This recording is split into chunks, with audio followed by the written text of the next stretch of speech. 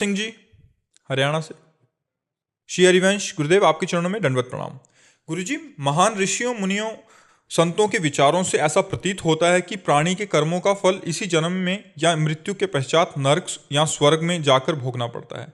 महाराज जी, वो कौन सा कर्म है जिससे एक नवजात शिशु को माँ यानी जननी के पेट से ही बीमारियों का सामना करना देखो, पड़ता जैसे पूर्व में हमारे ऐसे बहुत से पाप हुए हैं और हमको उनका दंड मिलना है उसी अवस्था में। जैसे इसी जन्म में आपने स्वस्थ गर्भ की हत्या करा दी। भ्रूण हत्या कोई ऐसी बिरली माँ हो जो ना करवाए, बिरली ही कोई माँ होगी जो ना करवाए, नहीं तो गर्भ हत्या भ्रूण हत्या प्रायः बहुत सफलतापूर्वक कराया जा रहा है, नहीं कराया जा रहा है। तो अब जब तुम हत्या जिस जीव की करवा रहे हो तो तुम भी गर्भ में सड़ने वाले रोगों से युक्त होगे और तुम्हारा विनाश होगा। जैसे कर्म करोगे वैसा भोग मिलेगा ना। तो माता पिता जो ये गर्भ हत्या करा रहे हैं, भ्रूण हत्या करा रहे हैं, निर्दोष बालक की हत्या हो रही है, वो बालक जन्मता तो अपने कार्य को प्राप्त होता ना, समाज के कार्य को प्राप्त होता ना। उसमें तुम दोनों का संकल्प मिला और उससे तो फिर तुमको भी उसी गर्भ में जाना पड़ेगा। और उस गर्भ में अगर वो हत्या करने वाले नहीं हुए तो कर्म तुम्हारा ऐसा निकृष्ट होगा कि तुम हत्या के बराबर ही रोज कष्ट भोगोगे, जन्म लेकर के भी और या गर्भ में ही जितने दिन रहे। तो उतने दिन में ऐसे डॉक्टरों से चेक करवाया, बोले अमुक जगह अमुक अंग अमुक, या गर्भ से ही अपंग नेत्रहीन कई तरह के कष्टयुक्त प्रकट। ये गर्भस्थ शिशु को आपने दंड दिया तो उसीलिए गर्भस्थ होकर के आपको दंड भोगना। बोले अभी तो बच्चा पैदा हुआ, 500 शुगर है, ये है, वो कष्ट है, वो कष्ट है। ऐसे कितने बच्चे होते पैदा होते ही कैंसर हो गया है उनको, कितने कष्ट होते हैं, वो सब दंड होता है। अब अपने लोग कर्मों को तो जानते नहीं ना। अब जीव तो अविनाशी है, अविनाशी शरीर के द्वारा पाप कर्म किए तो जो जो शरीर मिलेगा उसमें उसको उसी अवस्था के अनुसार उसको दंड मिलेगा, उसी अवस्था के अनुसार दंड मिलेगा। तो कर्म तो भोगना पड़ेगा, जिस समय जैसा तुमने किया उसी का अधिक मात्रा में फल भोगना पड़ेगा। अब जैसे मांडव्य ऋषि का आता है, आपने सुना होगा चरित्र, मांडव्य ऋषि एक हुए हैं। तो बचपन में एक तितली होती ना, उसकी गुदा में बंबूल का कांटा डाल के खेल खेल में छोड़ दिया, ऐसे वो तड़प कर मरी थी। तो एक दिन ये खड़े थे अपने आश्रम में और हाथ उठाकर तपस्या कर रहे थे मांडव्य ऋषि। तो कुछ राज खजाने से चोर चोरी करके भागे, इनके आश्रम में छुप गए। राजकर्मचारियों ने जब पकड़ा तो माल सहित चोर इन्हीं के आश्रम में मिले और ये ध्यानस्थ ऐसे खड़े थे, इनको भी उठा लिया कि नाटक कर रहा है बाबा जी भजन का और चोरों को साथ रखता है। अब वहां जाकर के राजा के सामने पेश किया, राजा ने सूली की सजा दे दी। चोरों को सूली की सजा मिली, महात्मा को भी सूली की सजा मिली। चोर तो मर गए समय पर, लेकिन महात्मा पद्मासन में बैठ गए। महाभारत में श्री कृष्ण द्वैपायन व्यासदेव जी के द्वारा लिखित कथा हम आपको बता रहे। तो जब दूसरे अपराधियों को सूली की सजा देने के लिए ले गए तो वहां देखा कि वो महात्मा पद्मासन में। तो राजा से प्रार्थना की कि कोई महात्मा आ गया, तो गौ ब्राह्मण आदि को आगे करके गए, विनय किया। तो मांडव्य जी ने कहा मुझे आपसे कोई मतलब नहीं, मुझे केवल सूली से निकालो, मैं सीधे धर्मराज से बात करता हूं। तो सूली निकली नहीं, लाख प्रयास किया गया, सूली काट दी गई। अणिमांडव्य ऋषि इसीलिए उनका नाम हुआ। तो सूली क्यों नहीं निकली? क्योंकि बंबूल का कांटा निकाला नहीं था, वैसे छोड़ दिया था।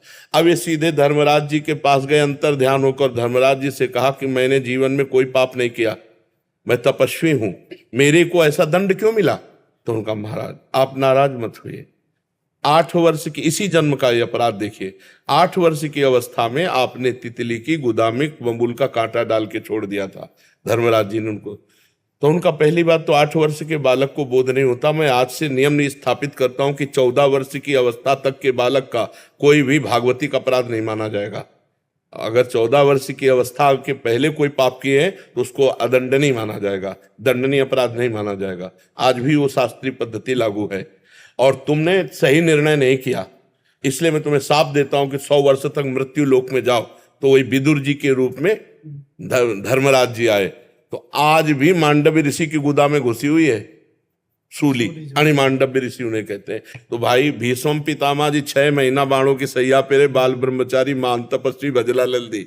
तो बड़े बड़ों को अपने कर्म का फल भोगना पड़ता है, और जिस अवस्था में जो कर्म किए जाते हैं उन अवस्था का फिर दंड हमें मिलता है। और भगवान बड़े कृपालु हैं, ये जन्म दंड भोगने के लिए केवल नहीं है।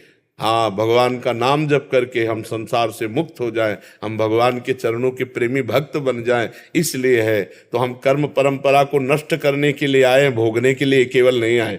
इसलिए खूब नाम जप करो, राम कृष्ण हरि जो प्रिय लगे भगवान का नाम, और हम भगवान को प्राप्त हो जाएं। भगवान के नाम में इतनी सामर्थ्य है जो हमारे सारे कर्मों को भस्म कर दे।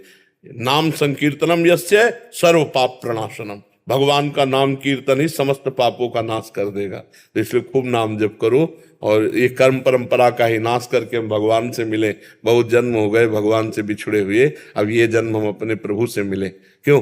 नारायण दास जी, राधा दासी जी, राधे गुरुदेव आपके चरणों में कोटि कोटि प्रणाम। महाराज जी ये कह रहे हैं कि ये कहीं से दीक्षित हैं। दीक्षा के समय हमें संप्रदाय और भाव के बारे में जानकारी नहीं थी। हम लड्डू गोपाल जी को वात्सल्य भाव से पूछते थे। आपके सत्संग से हमें पता चला कि भाव देह की प्राप्ति तभी होती है जब उस संप्रदाय। हाँ, इसीलिए दीक्षा ऐसे थोड़ी ले ली जाती कि 4 लोग ले रहे हैं हम भी ले लें। गुरु ऐसे थोड़ी बनाया जाता है। पहले ये पता लगाया जाता है कि जिनको हम गुरु बना रहे हैं उनकी उपासना क्या है, उनका भाव क्या है, और वो किस कोटि के हैं, किस भाव के हैं। ऐसा आजकल ऐसे ही लोग हैं, 4 दिन प्रवचन सुना, कंठी बंधवा ली, 5वें दिन कंठी उतार दी, उनकी बंधवा ली, फिर उनकी बंधवा। इससे बहुत हानि हो जाती है। ऐसे नहीं, गुरु बहुत समझ बूझ करके करो। एक बार गुरु कर लो तो गुरु परब्रह्म परमात्मा है, ऐसा भाव मान लो और उनके वचन मान लो तो आपका जीवन उद्धार हो जाएगा। अब ऐसे गुरु की अवहेलना बनेगी। मान लो आपको हम लड्डू गोपाल के उपासक हैं और गुरु जी ने दिया जुगल उपासना, और फिर गुरु के भाव से विपरीत भाव, तो ना ये सिद्ध होगा ना वो सिद्ध होगा, और अधकचरा जीवन होगा। हमें लगता है इसीलिए बहुत जानबूझकर समझ करके गुरुदेव का वर्ण करना चाहिए। जी महाराज जी, अभी क्या आज्ञा है हमारे लिए, हम क्या कर सकते हैं? अभी जो हमारे गुरुजी ने हमको दिया है गुरु मंत्र, उसका हम नियमित जाप करते हैं, करना चाहिए, और राधा नाम के जाप भी करने की कोशिश करते हैं आपकी कृपा से। हाँ ठीक है। तो महाराज जी अभी आप बताइए, हमारा मार्गदर्शन कर दीजिए। नहीं, हम ये कहते हैं कि जो गुरुदेव भगवान ने उपासना दी है उसी के अनुसार चलना चाहिए। सिद्धि जो है, परिपक्व अवस्था, देखो गुरुदेव में ऐसी निष्ठा होनी चाहिए कि जब सप्त ऋषियों ने आकर के कहा पार्वती जी से, नारद जी के उपदेश से भगवान शिव को पति बनाना चाहती हो, आप सुनो हम बढ़िया दूल्हा आपको दिलाएंगे, भगवान वैकुंठनाथ भगवान में। तो पार्वती जी ने कहा, तजऊ न नारद कर उपदेशु, आप कहें 7 बार महेशु। मैं अपने गुरुदेव नारद जी के वचनों का त्याग नहीं कर सकती, चाहे स्वयं इष्ट भगवान महादेव जी आकर 100 बार मुझसे कहें।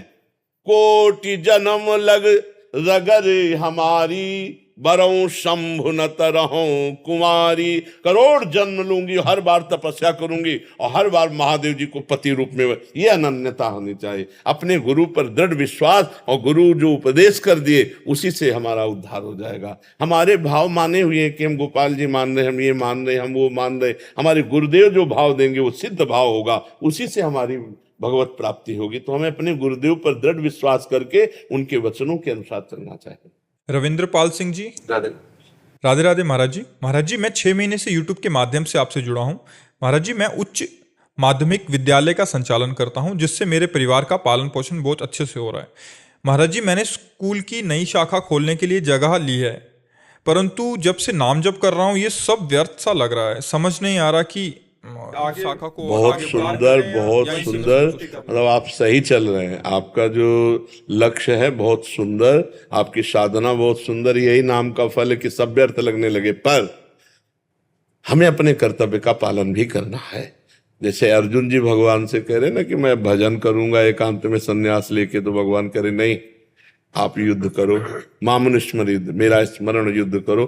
तो आप नाम जप करते रहिए और विद्यार्थियों को उत्तम से उत्तम ज्ञान प्राप्त हो, अध्यात्म भी और आधुनिक भी।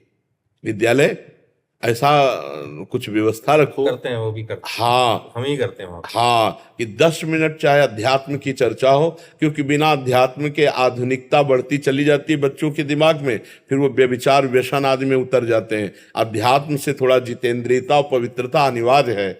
आजकल बिल्कुल उल्टा खेल दिखाई दे रहा है।